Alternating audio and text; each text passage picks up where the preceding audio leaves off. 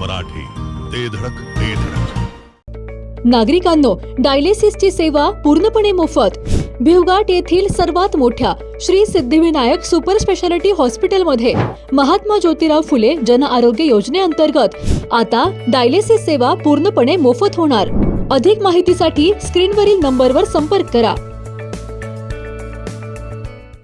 लोकनेते माननीय Hanumantrao Patil charitable trust विटा संचलित आदर्श कृषी तंत्र विद्यालय विटा येथे 10वी उत्तीर्ण विद्यार्थ्यांसाठी 2 वर्षांचा कृषी डिप्लोमा कोर्स सुरू झाला आहे. मराठी माध्यमातून शिक्षण, अनुभवी शिक्षक वर्ग, सुसज्ज इमारत आणि सर्व सोयींनी युक्त प्रयोगशाळा तसेच प्रत्यक्ष प्रशिक्षणासाठी आधुनिक भाजीपाला क्षेत्र, आंबाबाग, माती परीक्षण प्रयोगशाळा, बंदिस्त पशुपालन आणि गांडूळ खत उत्पादन प्रकल्प यांसारख्या सुविधा, विद्यार्थ्यांच्या सोयीसाठी निसर्गरम्य परिसर, नियमित मार्गदर्शन, मुला मुलींसाठी स्वतंत्र वसतिगृहाची सुविधा उपलब्ध, शेतीला आधुनिक तंत्रज्ञानाची जोड देणारे विश्वासू शिक्षण.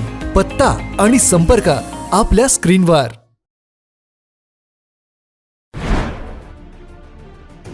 विट्यात बळवंत कॉलेज जवळ I-20 या 4 चाकी आणि दुचाकीचा भीषण अपघात झालाय. समोरासमोर झालेल्या भीषण धडकेत दुचाकीवरील बहीण भाऊ गंभीर जखमी झालेत. बळवंत कॉलेज समोरील ओढ्याच्या वळणावर हा भीषण अपघात झालाय.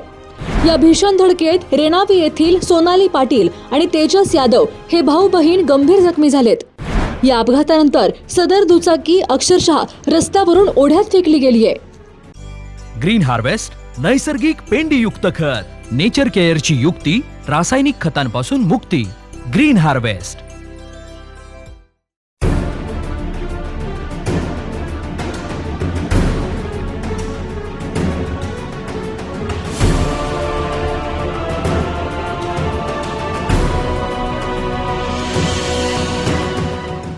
विटा खानापूर मार्गावर असणाऱ्या बळवंत महाविद्यालयासमोरील ओढ्याच्या वळणावर I-20 या 4 चाकी आणि स्प्लेंडर या दुचाकीची समोरासमोर भीषण धडक होऊन दुचाकीवरील भाऊ बहीण गंभीर जखमी झाले आहेत. रेणावे येथील तेजस शिवाजी यादव आणि सोनाली पाटील अशी गंभीर जखमी झालेल्या भाऊ बहिणींची नावे आहेत. याबाबत घटनास्थळावरून मिळालेली अधिक माहिती अशी की रेणावे येथील तेजस शिवाजी यादव हा आपली बहीण सोनाली पाटील हिच्यासह दुचाकीवरून रेणावीहून विट्याच्या दिशेने येत होता. त्याचवेळी विटा येथील रोहन संजय ढोबळे हा I-20 कारमधून विट्याकडून खानापूरच्या दिशेने निघाला होता.